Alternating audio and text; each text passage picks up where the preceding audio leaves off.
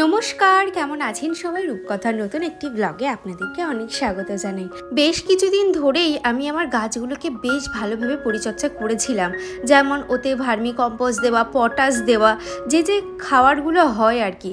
তার ফলে দেখলাম গাছগুলোর গ্রোথ অনেকটাই বেড়েছে এবং গাছগুলোতে না ফুল ফুটতে শুরু করেছে এবং ফুলের সাইজগুলোও কিন্তু বেশ বড় বড়।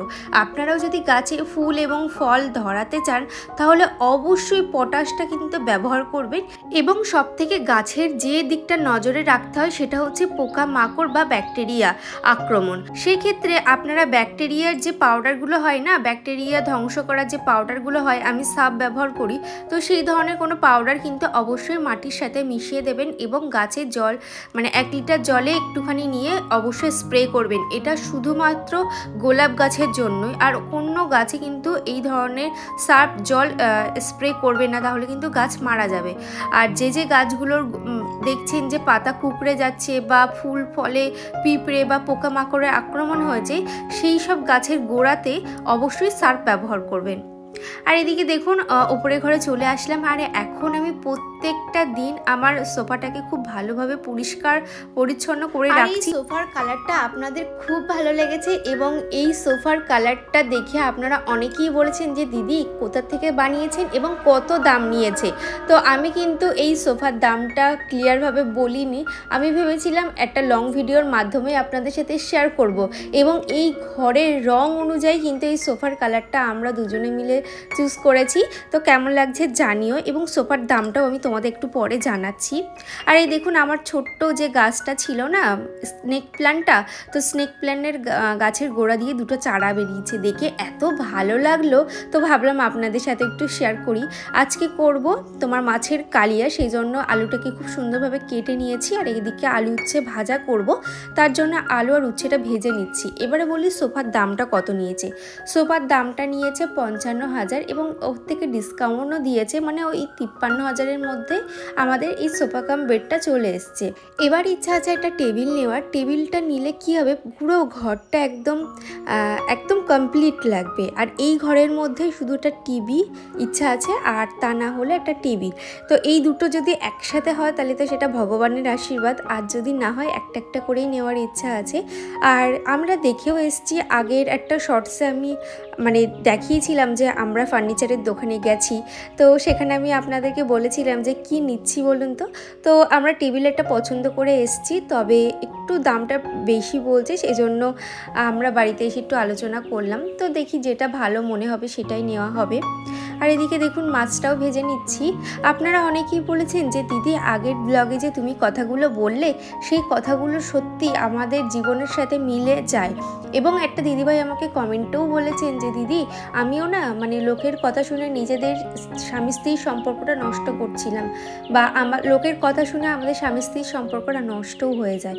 তো এরকম করবেন না, জানেন তো, নিজেদের সম্পর্ক নিজেদের এগিয়ে নিয়ে যেতে হবে। আশপাশ লোক কিন্তু অনেক রকম উস্কানি দেবে, তো সেই সব কথাগুলো মাথায় না রেখে নিজেদের মধ্যে কতটা মিল আছে, নিজেরা নিজেদেরকে কতটা বুঝে চলছি, সেটা বড় ইম্পর্টেন্ট।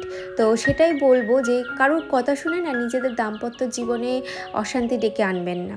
এটা আমার ক্ষেত্রে আগে প্রচুর হয়েছে। তো সেইখান থেকে আমি দেখতাম আমরা ঝগড়া করছি আর আশপাশের মানুষগুলো থামাতেও আসছে না, কথাও বলছে না যে এই তোরা চুপ কর বা কিছু। তো তারা দেখলাম দিব্যি টিভি দেখে যাচ্ছে, দিব্যি মজা করে যাচ্ছে। তাহলে কি আমরাই বোকা, আমরাই নিজেদের মধ্যে লোকের কথা শুনে ঝামেলা বাঁধাচ্ছি?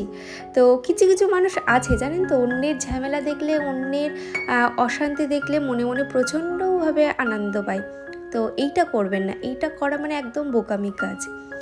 তো যাই হোক, এদিকে দেখুন, এদিকে মাম্মামকে একটু ঝোলটা চাকতে দিচ্ছিলাম যে কেমন হয়েছে। ওর তো মাছের কালিয়াটা ভীষণ ভালো লেগেছে, বলছে ভীষণ ভালো হয়েছে মা। তো এদিকে আমার রান্না বান্নাও কিন্তু কমপ্লিট হয়ে গেছে। আপনারা অনেকেই বলেন যে কথা দিয়ে তুমি যে ছুরিটা দিয়ে কাটাকুটি করো, তো ওইটা ধার দাও কিভাবে, তো সেটা আজকে তোমাদের সাথে আমি শেয়ার করবো। তো যখনই আমার এই দুটো ছুরি আছে, এই দুটোই আছে, তো এইগুলোতে যখন আমি ধার করি না, তো আমি বাড়িতেই করি, দোকানে নিয়ে যাওয়ার প্রয়োজন হয় না। আমি কেনা থেকে বাড়িতেই ধার দিচ্ছি, কারণ কাটতে কাটতে না অনেক সময় ধার কমেও যায়।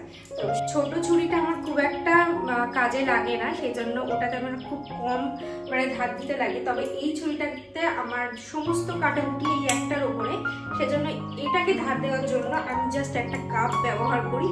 আর এর পিছনটাতে আছে একটা এই যে তোমার কি বলে এটাকে, মানে প্রত্যেকটা কাপের পিছনেই থাকে আর কি।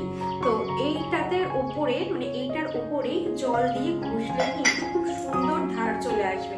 তোমাদের একটু দেখাই আমি কিভাবে করছি। জল নিতে হবে, এই যে সামান্য জল নিতে হবে, আর ছুরিটাও কিন্তু খুব ভালোভাবে জল দিয়ে দুই ধার হচ্ছে জলটা রাখতে হবে, দুই ধারে দিয়ে এই কাপের মধ্যখানে কিন্তু একটু জল থাকবে, ঠিক আছে। তারপরে এরকমভাবে ঘষলেই কিন্তু ধারটা চলে আসবে।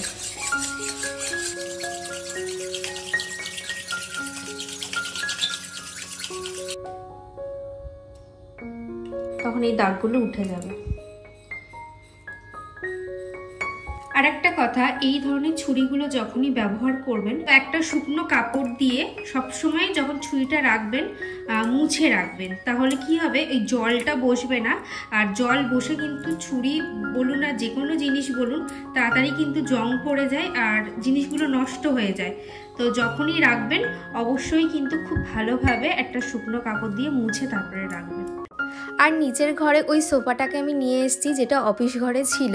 আর আমার নিজের ঘরটাও দেখতে এখন ভীষণ ভালো লাগে, যেহেতু আমাদের পুরনো দিনের ঘর, সেই জন্য আমি চেষ্টা করি যতটা মানে সিম্পলের ওপরে রাখা যায়। আমি ঘরের মধ্যে অবাঞ্ছিত জিনিস কিন্তু রাখি না, যতটুকু প্রয়োজন আমি ততটুকু দিয়েই কিন্তু ঘরটা সাজাই। আগের ব্লগগুলো দেখলে আপনারা বুঝবেন যে আমার যে ঘর ছিল সেই ঘরে জাস্ট একটা ড্রেসিং টেবিল, একটা টেবিল আর খাট ছিল, এছাড়া কিন্তু এক্সট্রা কিছুই ছিল না। তবে ওই ফুলটা আর সোফাটাকে আমি নিচে এনেছি আর টেবিলটাকে ওপরে দিয়ে এসেছি। আর এইদিকে দেখুন, এখন তো এই সামনের দিয়ে যেহেতু মাঠ, ধুলো তো পড়বেই, হালকা হালকা ধুলো পড়লেও আমার মনে হচ্ছে যে কতটা ধুলো পড়ে গেছে, সেই জন্য সবসময় ঝেড়ে মুছে পরিষ্কার করে রাখছি। তবে কভারটা বানাতে দিয়ে এসেছি। অন্য একটা কভারের দোকানে গেছিলাম, সেখানে সিট কিনে কভার বানাতে হবে, তো তার প্রাইসটা প্রচুর পড়ে যাচ্ছিল। সেই জন্য আমরা যেখান থেকে সোফা কিনেছি, তো সেইখান থেকেই একটা সোফার কভার আমরা চুজ করেছি, তারাই বানিয়ে দেবে এবং বাড়িতে এসেও দিয়ে যাবে। আর যদি মাপ নিতে হয় তাহলে বাড়িতে এসেই মাপটা নিয়ে যাবে। আর এই ফুলটা নেওয়া হয়েছে মানে রিসেন্ট আমার হাজব্যান্ড কলকাতায় গেছিলো, তো এই ফুলটা নিয়ে এসেছে। আর সময় নেই, তবুও বসলাম একটু, আর পাচ্ছি না, আমার প্রচণ্ড কষ্ট হচ্ছে, কারণ গরমে আমার যেহেতু তোমার মাইগ্রেনের প্রবলেমটা রয়েছে, তো সেজন্য একটুখানি কাজ করলেই যেন আবার হাঁপিয়ে যাচ্ছি। তো এই নিয়ে আমার একটা ডাক্তার দেখাতে হবে অবশ্যই। বিশেষ করে আমার ঘুম হচ্ছে না, ঘুমের প্রবলেমটা আমার বরাবরই ছিল। তো আমি না মনের জোরে সব কিছু করি যে আমার এগুলো করতে হবে, এই কাজগুলো আমার দায়িত্ব, এগুলো আমাকে করতে হবে, এগুলো শেষ করতে হবে, আর খুব সুন্দর করে ঘরবাড়ি গুছিয়ে রাখতে হবে। এটা আমার মন থেকে আসে, মানে মনের জোরে কাজ করি বলতে পারেন। তো এখন যাবো স্নান করতে, ট্রাইপডটাকে মুছবো, ট্রাইপডটাকে মুছে। আর এই ক্লিপটা এখানে লাগিয়ে রেখেছি, এটা হচ্ছে আমার বান্ধবী গিফট করেছে, সুন্দর। এটা সব সময় আমি আমার সাথে রাখি, ট্রাইপডে রেখে দেই, তা না হলে আমার মাথায় থাকে। তো এটা আমার কাছে থাকবেই। আমার কাছে না তোমার গিফটের থেকে গিফট কে দিচ্ছে সেটার মানে মর্মটাই আলাদা। মানে আমি গিফট কত টাকার পাচ্ছি এইটা আমি ভাবি না, কে আমাকে গিফটটা করছে আমি সেটা ভাবি, যে এই মানুষটা আমাকে গিফটটা করেছিল, বা এই স্মৃতি একটা বলতে পারেন, মানুষের দেওয়া স্মৃতি আমার খুব যত্ন করে রাখতে ভালো লাগে।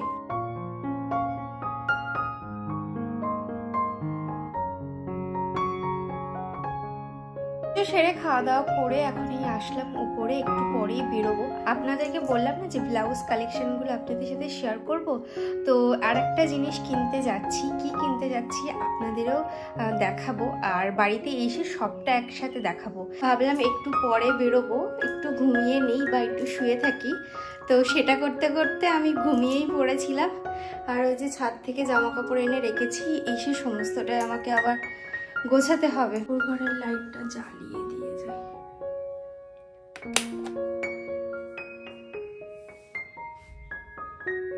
আর এদিকে আমরা চলে এসেছিলাম শাখার দোকানে। আপনাদেরকে বললাম না বাড়িতে গিয়ে সবটা শেয়ার করবো, শেয়ার আর করতে পারিনি, কিছু মনে করবেন না। অবশ্যই নেক্সট ব্লগে দেখিয়ে দেবো কী কী নিয়েছি আর কোন শাখাটা নিয়েছি। শাখা তো একটা নিয়েইছি। আর এই ডিজাইনটা কেমন লাগছে অবশ্যই জানাবেন। মাম্মাম প্রচণ্ড পটি করছিল, সারা রাত ধরে পটি করেছে। তো যাই হোক, আজকের মতন ব্লগটা আমি এখানেই শেষ করছি। নেক্সট ব্লগে সমস্তটাই আপনাদের সাথে শেয়ার করবো। আজকের মতনটা